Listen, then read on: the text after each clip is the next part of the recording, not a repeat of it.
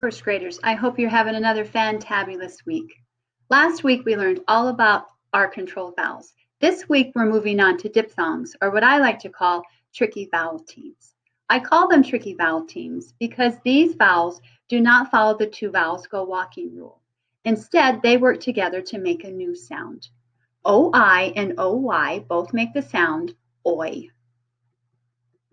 Last week, I did have one of those red secret story posters to share with you. This week, I was unable to find a copy online, but I'm going to tell the story anyway. To help me tell the story, I've put a picture of a couple of bouncing springs here. Here's my story. OI and OY are friends, and they love to have sleepovers. Now, one of the best parts about a sleepover is the snacks.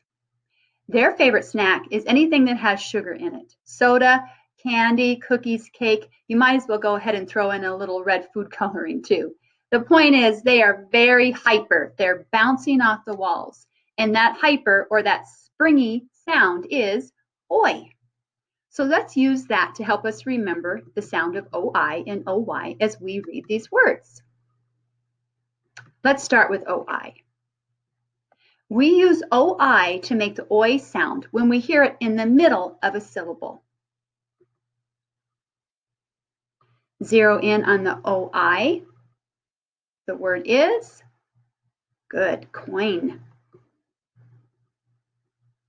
The word is foil. As we move down the screen, we have the OI vowel team, the tricky vowel team, and our beginning blend, the word is broil.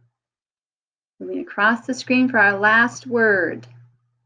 Ooh, I see an ending blend here. The word is point. All right, let's move on to OY.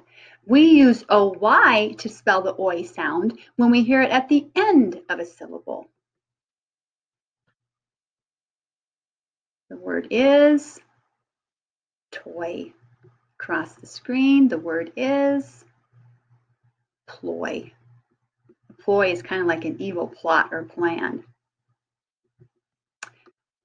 Our first word in the second row is a compound word. Remember, compound words are two words put together to make one bigger word.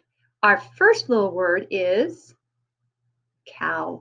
We're going to talk about OW as a diphthong or a tricky vowel team a little bit later in the week. The second half of our compound word is boy. Put them together, we get cowboy. As we move across the screen, we have our last word. As you look at this, you might be thinking, Mrs. Hancock, you just got done saying that we use OY to spell the oi sound when it's at the end of a word, but this is in the middle. But I said it was at the end of a syllable. Now this is a two-clap word, joyful, 2 syllables. Because we hear that oi sound at the end of the first syllable, it still follows the rules, joyful.